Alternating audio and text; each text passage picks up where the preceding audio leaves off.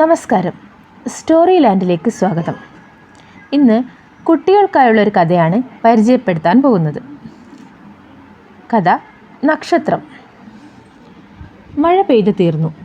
പക്ഷേ മാനം തെളിഞ്ഞിരുന്നില്ല. കട്ടിയായ ഇരുട്ടിൽ നക്ഷത്രങ്ങൾ തെളിഞ്ഞിരുന്നു. കുട്ടി തൊടിയിലേക്ക് വിരൽ ചൂണ്ടി ചിരിച്ചു. അച്ഛാ, നക്ഷത്രങ്ങൾ, നക്ഷത്രം പറക്കുന്നു. ഹായ്, എന്ത് രസം. അച്ഛൻ പറഞ്ഞു.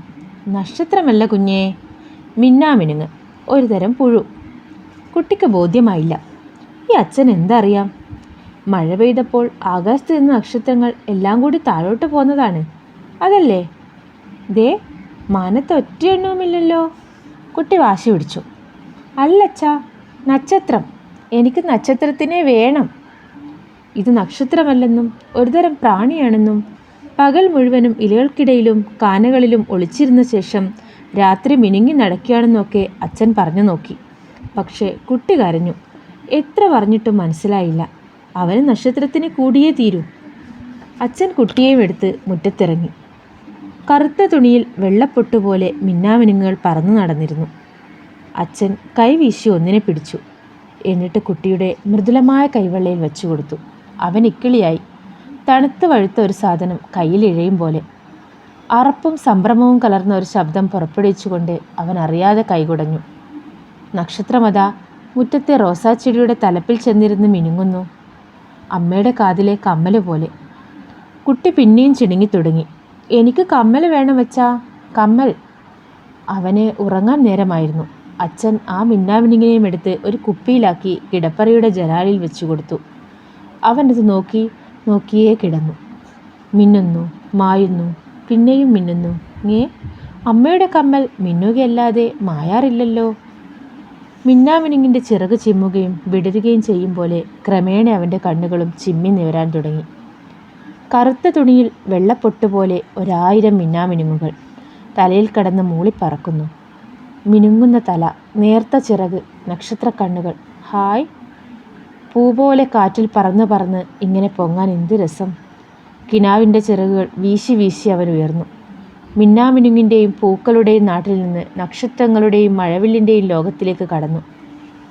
അമ്മയുടെ നീല പട്ടുസാരി നിവർത്തി വിരിച്ചതുപോലെയുണ്ട് ആകാശം. അവിടെ അതാ ഒരു കോണിൽ നരച്ച താടിയും ചിരിച്ച മുഖവുമുള്ള അമ്പിളി അമ്മാവൻ അരിമണികൾ എണ്ണിപ്പെറുക്കുന്നു. അങ്ങ് ദൂരെ ഒരു ചുവന്ന കൊട്ടാരം. അതിനകത്ത് നിന്ന് തുടുത്ത തലപ്പാവും വെച്ച് തിളങ്ങുന്ന വാളുമെടുത്ത് ഒരു രാജാവ് പടപുറപ്പെട്ട് വരികയാണ്. 7 കുതിരകളെ പൂട്ടിയ തേര്, 7 നിറമുള്ള വില്ല്, 7 കൊടിക്കൂറകൾ. അമ്മ പറയും പോലെ എല്ലാം 7 തന്നെ.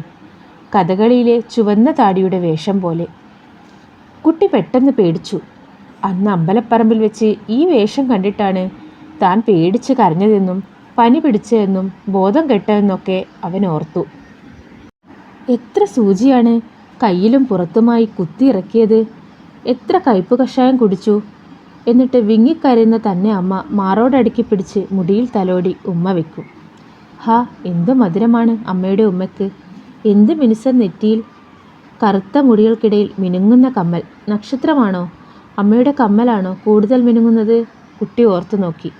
കമ്മലിനേക്കാളും നക്ഷത്രത്തിനേക്കാളും തിളങ്ങുകയായിരുന്നല്ലോ അന്ന് തന്നെ ഉമ്മ വെച്ചപ്പോൾ അമ്മയുടെ കണ്ണുകൾ. നല്ല കറുത്ത കൺപീലികൾക്കിടയിലുള്ള മിനുങ്ങുന്ന കണ്ണുകൾ.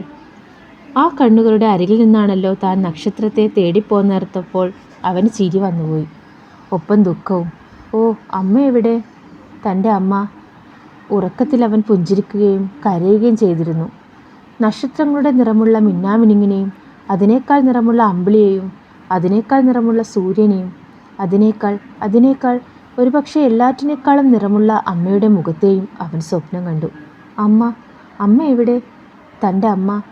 തനിക്ക് അമ്മയെ കാണണമല്ലോ. നിറങ്ങളെല്ലാം മാഞ്ഞു ഭീകരമായ ഇരുൾ പിന്നെയും വ്യാപിക്കുന്നു. അവൻ കരഞ്ഞു. അമ്മേ, എൻ്റെ അമ്മേ.